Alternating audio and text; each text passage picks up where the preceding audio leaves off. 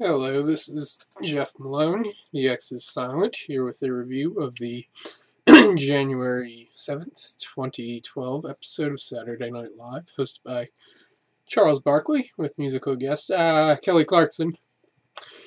The opening sketch was a message from Rick Santorum, and I clapped for a job well done for that line about San Francisco. B-.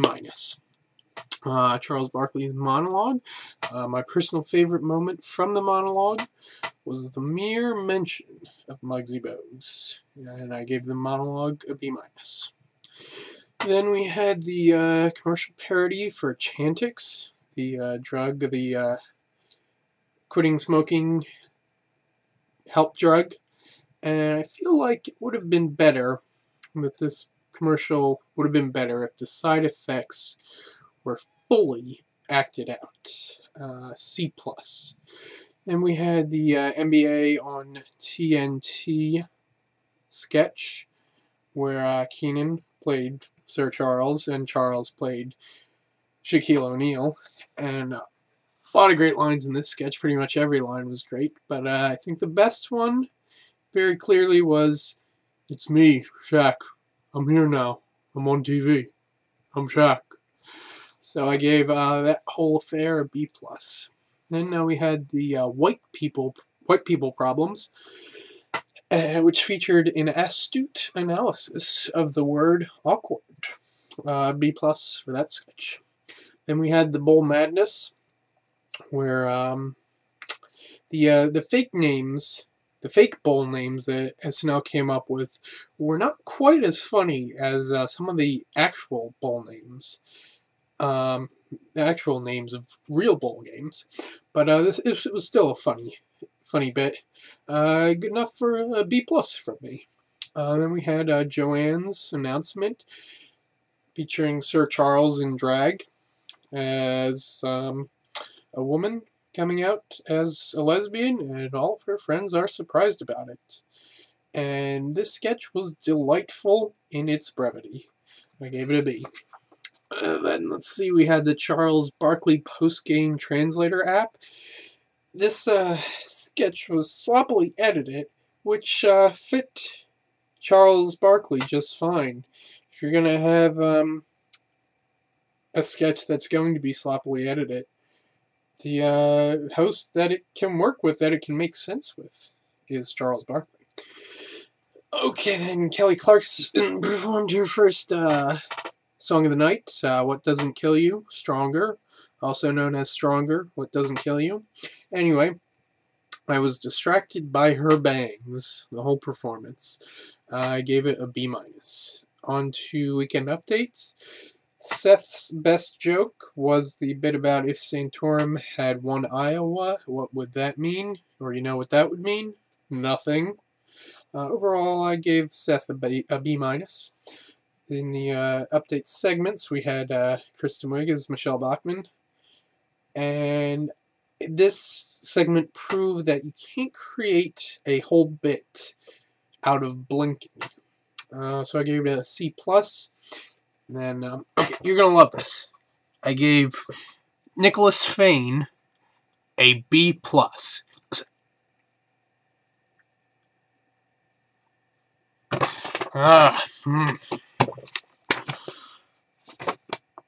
Okay, and then we had the return of Drunk Uncle, favorite character. No surprise that this character of Bobby's became recurring. And please, folks, take Drunk Uncle's advice and Twitter me, Twitter me, Twitter me. I gave Drunk Uncle a B+. Now, let's see, then we had the return of Lord Windermere, which struck me as an unlikely recurring sketch. Who are the fans of this sketch? There must be some for it to be recurring. I'd like to meet whoever is a fan of this sketch. I gave it a B-. Then we had the 17th Annual Adult Video Awards with the In Memoriam segment.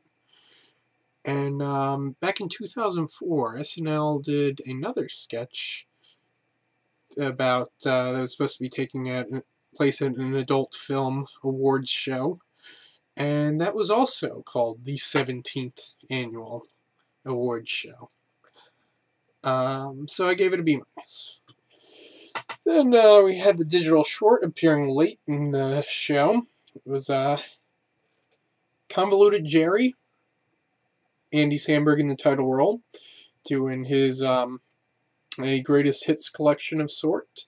And this was just a bit of fun from Andy. I gave it a B. Then Kelly's second performance of the night, Mr. Know-It-All. Yeah, it was alright. Yeah, B-, I guess. Then final sketch of the night was something to do with the Mayan calendar, going back thousands of years, back to the time of the Mayans, when the calendar was supposedly created. There was one good line from this sketch. It was the bit about the calendar actually being set in stone. I gave it a C+ for that sketch. Overall, I gotta say, Sir Charles is a notorious cue card reader, which isn't necessarily a bad thing. One of SNL's greatest hosts of all time, Christopher Walken, is the most notorious cue card reader in the show's history, but he's made a thing out of it. Charles hasn't quite made a thing out of it, but they got around the fact that he's such a bad cue card reader, such an obvious cue card reader, by having him be in a few sketches where he's talking to the camera. So he's supposed to be looking where the cue cards are, in that general area. So it worked out.